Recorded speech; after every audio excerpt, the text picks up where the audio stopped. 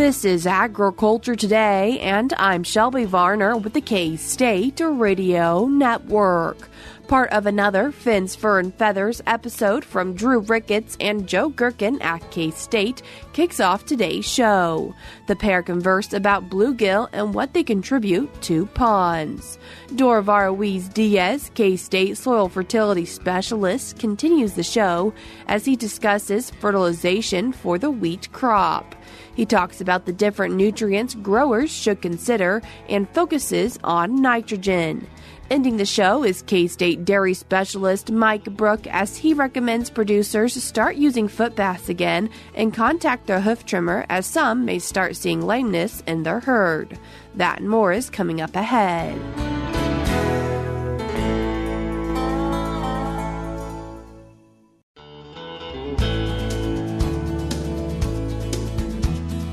You're tuned in to Agriculture Today, and we start our show with part of a Fins, Fur, and Feathers podcast episode with K-State's Drew Ricketts and Joe Gerken. Welcome back to another episode of Fins, Fur, and Feathers. Joe, you want to talk about fish today? I think we're going to talk about bluegill. Yeah, I wanted to jump back into my little fish buddies. Some of my colleagues have been talking bad about the fish lately, so I needed to bring it to the forefront how great these fish can be. So talking about bluegill sunfish today. So what makes bluegill special? Yeah, bluegill are one of the main fish that we stock in farm ponds, and so they provide the forage base, kind of that base level of food for a lot of the other fish that we'll find in the ponds. And so understanding what they're doing, understanding their kind of growth process, reproductive process, and how they're living is really important if we want to grow big bass in our pond. So they're also really fun to catch and really good to eat. So we're going to touch on all those things today. Good. Are they a little easier to catch than other species? Yeah. So I think a couple things. One, they love to eat. And so they'll eat a lot of different things. They are omnivores, so they'll eat bugs. They'll eat some plant material as well. But if you put something wiggly in front of a bluegill, they're going to eat it. The other thing is that there's generally a lot of them in the areas that we're fishing for them.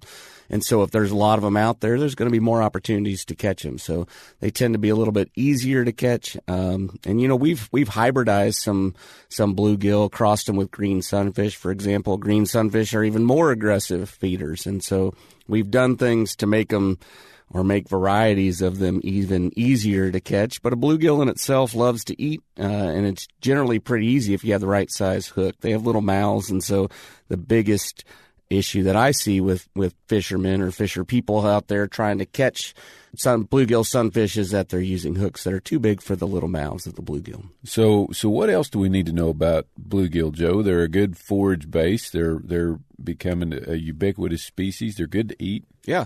I think let's take a step back and maybe for people that aren't familiar with them, just kind of talk about what they look like, right? And so most bluegill are going to be 4 to 8 inches in length. Obviously, they start out smaller than that, and they can get a little bit bigger than that. They can get up to 15 or 16 inches. That'd be a really big slab bluegill. The world record, Drew, what do you think the world record is? Well, how about 5 pounds? 5 pounds. Well, that'd be a heck of a bluegill. There are some readier sunfish that can get that big.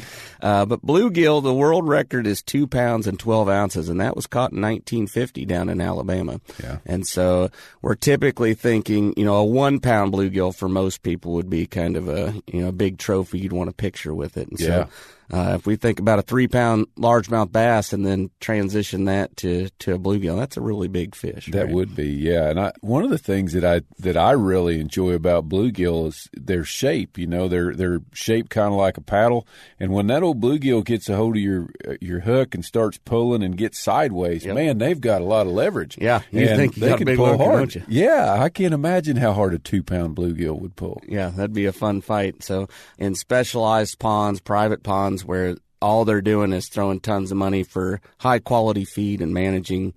I'm sure that they've exceeded that 2 pounds, 12 ounces, but the official world record is 2 pounds, 12 ounces. And so that's a big fish there, right? And it's fun to catch. They're round in shape, like you mentioned. A lot of people might confuse them. Green sunfish are really common. They get into a lot of ponds too, and they're more of a football shape. So looking at kind of whether they're round or they're longer football shaped. And then bluegill, they get that name because they have a blue spot on their operculum.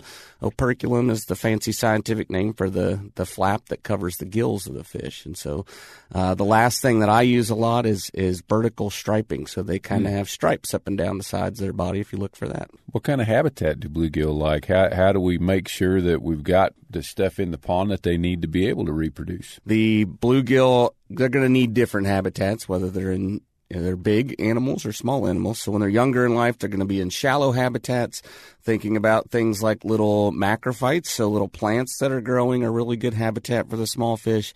If you want to put a conifer, so a eastern red cedar tree might be good, all the way to the bank. If it's my pond or I'm making a recommendation, I'm actually going to have some of those limbs sticking out of the water.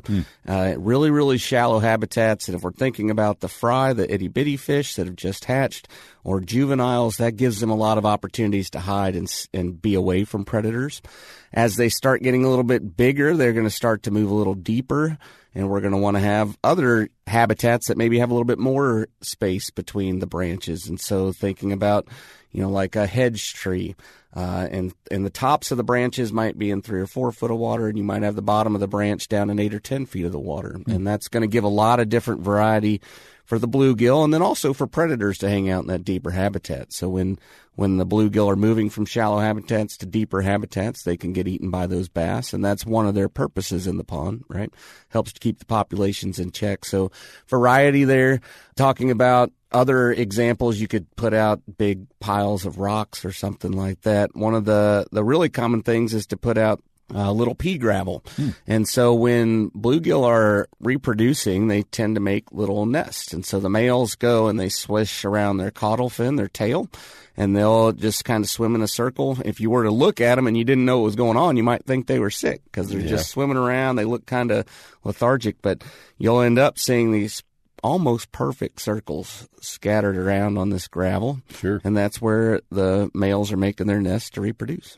What are bluegill eating out there? Yeah, when they're really little, they're eating phytoplankton, so little pieces of algae. You'll hear a lot about fertilizing ponds, and the reason is because you get more of that algae to grow, and they do that a lot in the South. And we've talked previously about you generally are not going to fertilize a pond in Kansas because there's already enough nutrients in that pond. Our growing season isn't year-round, so we can't use up all the nutrients. But down south, they would add fertilizer to make sure you get enough phytoplankton. We'd probably have that here. So when they're really small, when they're fry, they're going to be eating phytoplankton. Once they get just a little bit bigger, a few days older even, they're going to start eating some zooplankton. So those are just little tiny critters that you have to look under a microscope to see most of the time. They're going to start eating those. And when they start to grow up, they're going to eat things like bugs that, other invertebrates that would be in the water column. If, a mulberry falls down from a tree above, they'll, eat that up too. So lots of different things, and that's going to transition as they get bigger. We know what a bluegill is now. We got a fairly decent understanding of their habitat, I think. We understand the reproduction. So what's the next thing we need to be thinking about? Yeah, I think going back to that forage base and understanding why they're there, right? And one of the things I want to talk about is the management strategy there. And so when we're thinking about bluegill as food for bass, most people that I talk to that have farm ponds are thinking about bass, growing bass, wanting to catch the bass. The bluegill are kind of there to help with the bass. But what I hear a lot is that, I don't ever fish for bluegill. I don't ever think about the bluegill. And if you're doing that, your size classes aren't going to be right. And so if we think about a 5-pound bass that a lot of people want to catch, you're probably talking about a 2-foot long at least bass at that size, right? Yeah. And so that's a really big fish. And if you think about what a big fish wants to eat, a big fish doesn't want to eat a little tiny bite every time, right? They're going to be looking for a 5 or 6 inch bluegill. Yeah. In order to get bluegill that are 5, 6, or even 7 or 8 ounces at the 7 or 8 inches that those bass can eat, that takes some management strategy, some harvest, making sure you're taking out some of the smaller fish, making sure you have habitat where those bigger fish can hide and continue to grow up. Sure. That probably takes 2 to 3 years in Kansas for a bluegill to kind of get to that size. So I think understanding the management strategy for the forage base is really important. And then, harvesting bass of different sizes. If you want to start to get really big bass, you're going to need to make sure that there aren't so many bass eating all the 3 or 4 inch bluegill. So, kind of understanding that forage base and how those fish getting eaten over time impacts the bass population, I think is something that's often missed by people that are out there, fishing their farm ponds. Yeah. So, I mean, like, what do we need to do to make sure that we're producing those 5-6 inch bluegill that can produce the 5-pound bass? Yeah. Well, I think a couple things. One, you need to be harvesting your bass. We've talked about,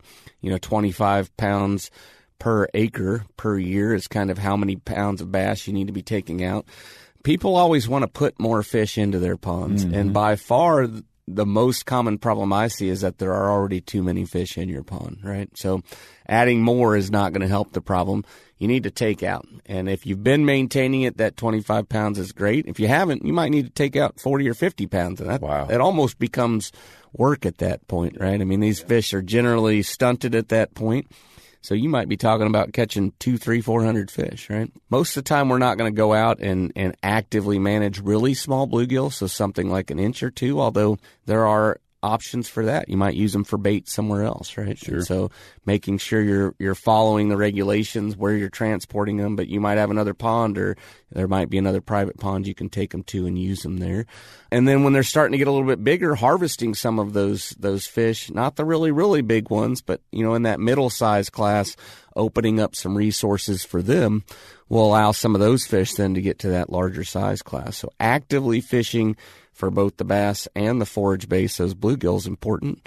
And we talked earlier about how good they are in a grease frying pan, right? And so there's opportunities there to eat them and enjoy them as well. Once again, that was K-State's Joe Gerken and Drew Ricketts. You can listen to this full podcast episode by following the link in today's show notes on agtoday.net or by searching for Fins, Fur, and Feathers on your favorite podcast platform. We're cutting to a short break now on Agriculture Today, but we'll be right back.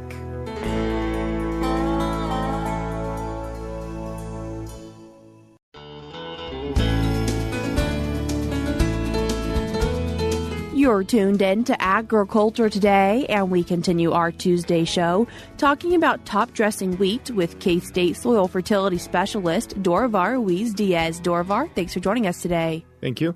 Dorivar, what are we thinking about top dressing right now for wheat? Yes, it's the time of the year. Of course, there are already many farmers who are already done top dressing.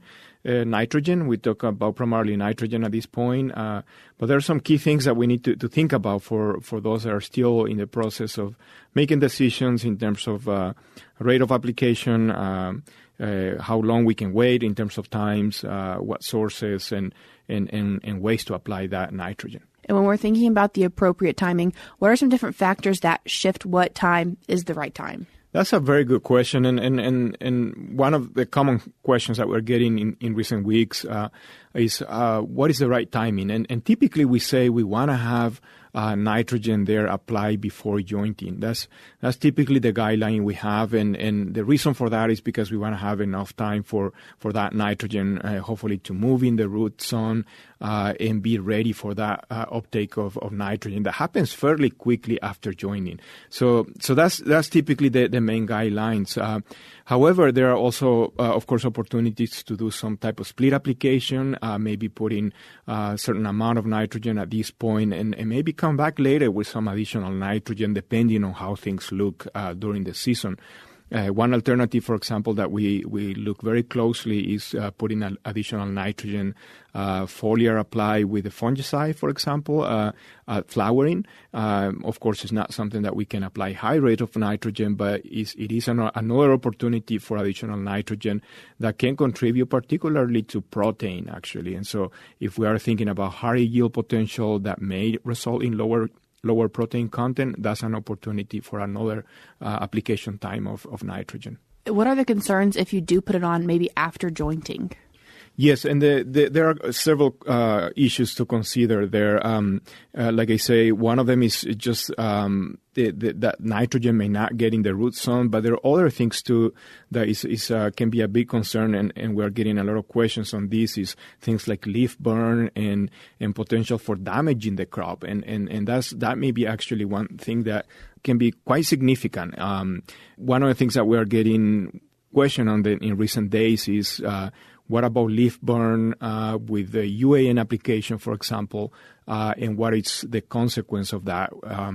And typically, as long as the growing point is below the soil surface, yes, we will have some leaf burn, but those will tend to be more cosmetic. The weed's going to grow out of that. And I rather have the nitrogen apply than having a deficient crop. And so that's really the key point that we need to think about there. Yes, we can expect some leaf burn, but again, that will be primarily cosmetic. The crop's going to continue to grow and obviously respond to that nitrogen application. So that's one big consideration about as we go later. Obviously, the potential for damage, leaf burn, is increasing because we have more greener plants out there, and obviously that nitrogen will burn the leaves. What's the difference between people potentially using UAN versus dry urea? Yes, that's another key point. What source we may consider at this point, and there are plus and cons. Obviously, in the case of one that we use very often, obviously would be dry urea.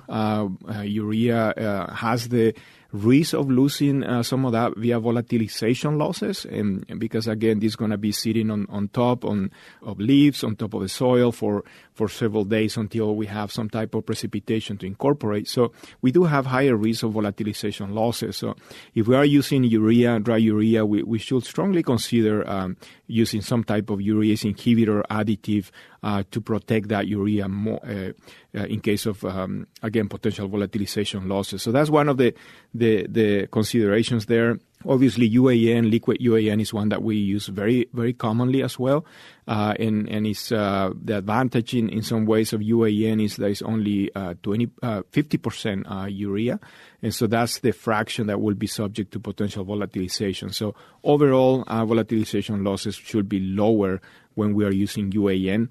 Obviously, a liquid source can also be an opportunity to add other nutrients. One that also is a nutrient of very important at this time of the year is sulfur. If we haven't done any sulfur application in the fall, this will be a time to also do a sulfur application. Of course, we need to be thinking about a sulfate, immediately available form of sulfur, so something like thiosulfate. Will be excellent, and obviously that can be blended with UAN and do one single application. So that's another advantage of the use of liquid UAN. Another consideration and something that we often need to point out is that when we're blending thiosulfate with the UAN, the thiosulfate is also providing some protection in terms of volatilization losses. So that's another added benefit. Of course, we put it primarily because of the need of that sulfur, but we are getting some additional benefit in terms of the efficiency of that nitrogen as well. Are there other nutrients that producers might want to be keeping in mind? Yes, the other nutrient that at this point maybe we should be considering, depending on the soils, is chloride. And these are all mobile nutrients. As we are talking about these, we're talking about nitrogen, sulfur. Chloride is the other one. And again, they are mobile nutrients, which means it will be available immediately after we apply, and of course, as soon as we get some rain to move that in the root zone. So those are the main three that I will pay attention to this time of the year. And again, they're primarily the mobile nutrients that will be available immediately. How much should someone apply of these different nutrients? Yes, and that's a big question, right? What kind of rates? And here's what we need to think about: yield potential, what kind of moisture maybe we have already in the soil, and what the forecast look like. Just driving across the state in the last couple of weeks, I think there's variable conditions. There are some very good-looking wheat, but there are some that are maybe a little bit behind as well. Maybe didn't came up last fall, and so there are pockets, and so I think that's going to vary a lot depending on where you are. In case of application rate, obviously, like I said, we need to be realistic in terms of what's going to be that yield potential, and do the application according to that. This is maybe a little bit tied to the question of application timing as well, because again, if we are concerned about low yield potential at this point, we may consider cutting back on that rate a little bit. But depending on how things develop, of course, maybe we can come back later with additional nitrogen. And so this is where, the timing and rate kind of goes together, because we want to be monitoring that and react depending on the potential conditions we have for higher yields. And of course, again, if we are a little bit more pessimistic about the yield potential this year, we should be considering cutting back some based on our historical optimum nitrogen rate. Will people see a reaction after they've applied their nitrogen, sulfur, or chloride to their wheat crop? Yes, that's again, these are nutrients that are immediately available, and so typically we'll tend to see a green up and growth pretty quickly after application, as long as we have some moisture again. And so that's one thing that is always very, very clear for nitrogen, but also for sulfur. Again, in the case of sulfur, is one of those nutrients that as the weeds coming out from dormancy and greening up, we may see some deficiency symptoms sometimes. And again, application can recover fairly quickly. Can happen in a matter of days. We talk a little bit about leaf burn. Again, this is always a concern. But like I said before, I think it's more important to have that nutrient there rather than worrying too much about the leaf burn, which again at this stage will be primarily cosmetic. One thing also that we didn't mention here is the placement of that nitrogen, and this is one way where we can deal a little bit with some of the things that we discussed, like potential losses or potential leaf burn. In the case of using UAN, liquid UAN, for example, we can consider the use of streamer bars where we are dribbling that UAN in concentrated bands. And so, again, the contact with that leaves is going to be much less, and obviously we'll have much less leaf burn. At the same time, that concentrated dribble of dribbling that UAN obviously will get that into the soil, and potential losses are going to be lower as well.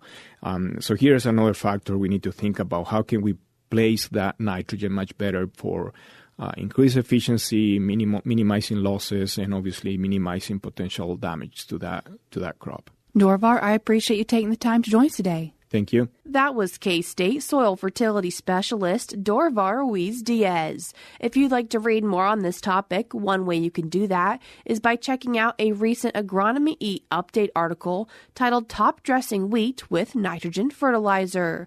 I will link it in today's show notes on agtoday.net, or you can find it for yourself by going to eupdate.agronomy.ksu.edu. We're cutting to a short break now on Agriculture Today, but stick around because we have more for you up ahead.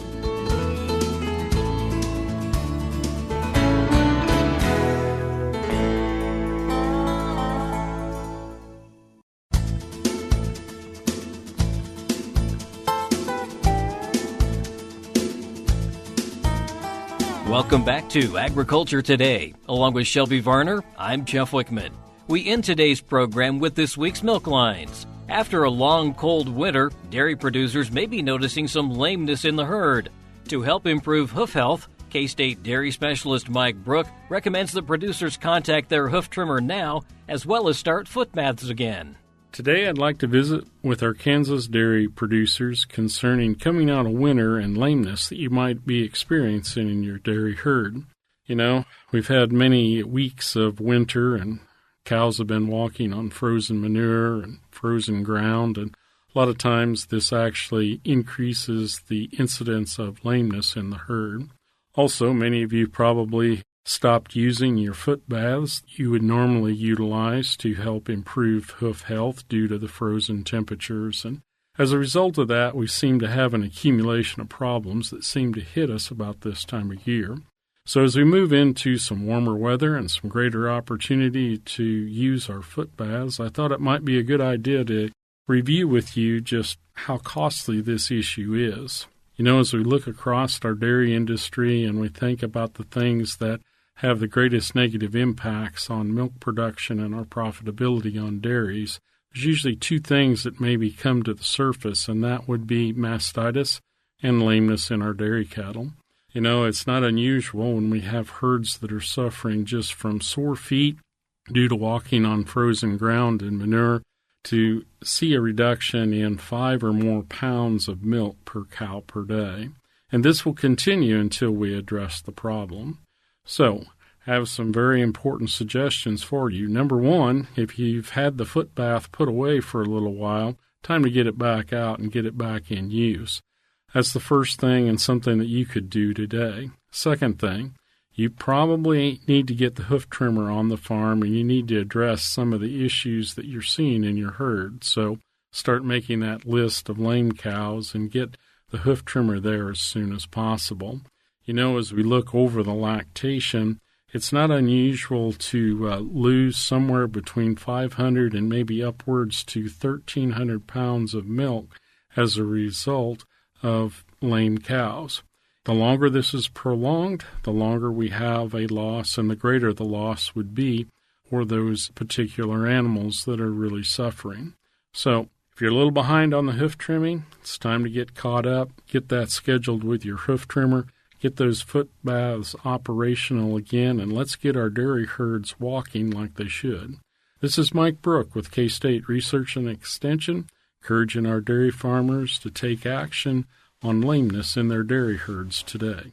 Thanks, Mike. And while we have a moment, from USDA Radio, Rod Bain reports on expectations for milk production and price projections by product and category in USDA's forecast for dairy in 2025. What are the highlight projections for this year's Agriculture Department's dairy forecast? USDA dairy analyst Peyton Ferrier at this year's Ag Outlook Forum with the details. Milk production is expected to grow modestly by 0.4%. That's primarily based on herd growth of 0.4% with a slight growth in yield, that's milk per cow. Milk components, the fats and skim solid percentages are expected to grow. The all milk price is projected to be nearly unchanged at $22.60 per hundredweight, and feed costs, the cost of feed is expected to fall in the coming year. A breakdown of product price projections for 2025 shows American butter and cheese prices competitive globally, while less competitive prices are expected in the world market this year for U.S. non-fat dry milk and whey.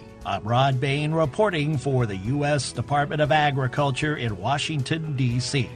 And this reminder to listen to Agriculture Today anytime, visit agtoday.net, where you can listen on demand. You can also subscribe on your mobile device using any podcast app. Simply type the search terms Agriculture Today, Kansas, and you'll find this program. Tap the subscribe button, and new episodes will automatically arrive on your device. And that'll do it for this edition of Agriculture Today. For Shelby Varner, I'm Jeff Wickman. This is the K-State Radio Network.